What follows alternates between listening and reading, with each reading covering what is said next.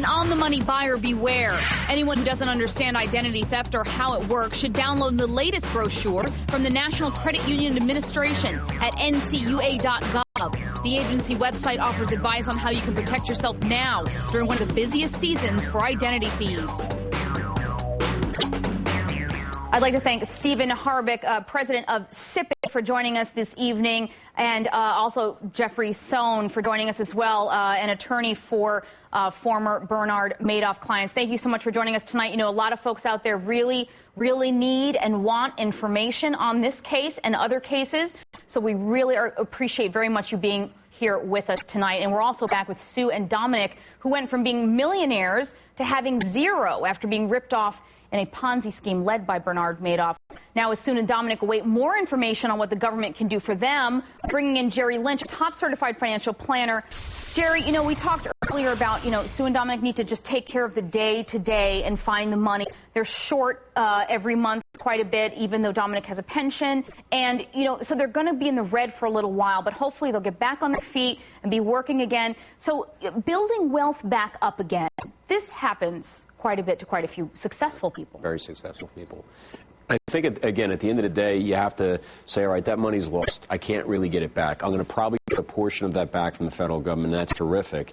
And he has a small pension plan, so that's great. But I think you have to start saying, all right, what is my budget? What is my necessities that I'm going to need to get through this stuff? How can I start getting back into the workforce, which unfortunately is the reality of the situation, and just start working again and trying to build that basic financial plan back over again? Yeah, and you say, I mean, Sue and Dominic, I would assume that you guys are like a lot of folks out there right now who weren't even touched by this scheme, who say, you know what, between all the market losses and all this happening, I don't want to hand my money over to anybody. Correct. That's right. That's very true. Right. We're scared. We're really, what do we do? You know, who can we trust? Will you be, once you're in a position yet again, because you will be, to invest in your future, will you feel comfortable working, say, with a broker or a fund manager or a certified financial planner? Do you see that happening, or do you want to do this on your own? Well, to be honest with you, for me, it goes deeper than just the broker that betrayed us, and I did rely on our government, and so I will be very skittish. I thought we were doubly protected. We had a well-known broker who used to be on the NASDAQ, and we had the government to support him and say that he was legit, and I've lost all confidence. I have. We had a lot of knowledge before, and it's going to take a lot of work to gain confidence back. Jerry, you made a good point earlier about, and I really believe this too, that there is some point, not all things, of course, are perfect. And even with the market meltdown, people say, why should I, could I?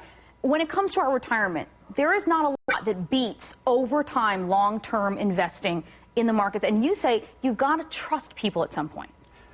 The reality is, Sue and Dominic, that this is a very complex issue, and you have taxes, you've got investing, you've got attorneys. There's a lot of different people that you're going to need in your financial plan, and you got to trust them, and that's the bottom line, because if you don't trust them, you shouldn't be working with them.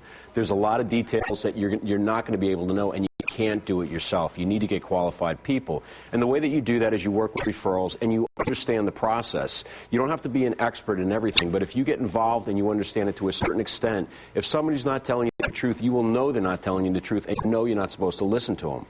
You have to take a certain amount of responsibility on yourself to make sure that you understand it enough to know when somebody's going to be pulling your leg. If not, this is going to happen again. Yeah, and Sue and Dominic, what I'd love for you guys to take away from this, if I can offer anything, is that, you know, the immediate things that you need to take care of, what I would do in your position is, first of all, to make sure that getting into the red doesn't happen too hard and too fast. Do you have any equity or value in the motorhome that you're in? No, it's pretty much we're not upside down, even. But it's pretty much even with what we owe. It's pretty much even. Do you think you would be able to rent at a lower cost just until you can make up that $1,500 a month that you're? Well, we were actually in the process of buying a RV site in Arizona where we are now. Before this happened, and we put a deposit down on that site to have some stability of, you know, some place to go at cheaper rent.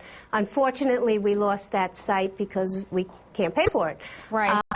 So we have been fortunate that we have wonderful friends, and some of them have offered us their sites for a few months at no rent. We would pay electric, of course, And so we do have a few months where we can get through on that. That's a help. That's going to be a cushion. I'm really glad to hear that, because that's what I would want to hear if I were you guys, because it's not going to take very long. You're young, you're very smart people, and you're definitely going to be able to land some more work again. And I know that this is very difficult to see because you're able to retire early and you were looking ahead to decades more of retirement. But maybe this can be a new career for you both, and you can start back up. And like Jerry said, be able to trust advisors again. Now listen, I have a couple words on that. When it comes to trusting, like Jerry said, you really got to pay attention to what you're investing in. Make sure you diversify your money. Don't hand over all your money to one person. And know what the products are. What are you buying up? So that you know if someone makes you promises, you know if they fly or not. Thank you so much, Sue and Dominic, for joining us. We wish you the best of luck. And you guys keep us posted. We're going to be checking up on you, okay? Thank you for your help and your time, and we appreciate it. Yeah. Thank you so much. You've helped a lot of people out there tonight and gotten their voices heard, too. Now, we took the time to help Sue and Dominic tonight, but the Madoff scam has us all worried. So tomorrow we're going to tell you how to trust the market again. I want to help as many of you as I can, so keep calling, keep emailing, keep texting. More solutions right after this. Next, Dateline's Chris Hansen and the real faces of the foreclosure crisis. And later, the gizmos are all over the store shelves, but which ones will truly make your holiday travel hassle-free? Make shopping for gadgets easier with the comparison shopping site Spectacular.com, where you can tailor your searches for digital cameras and GPS devices by price and features. Take Carmen's money-saving advice with you. Now you can download full episodes of On the Money from iTunes. Watch whenever you want and get the tools you need to make the most of your money. It's easy.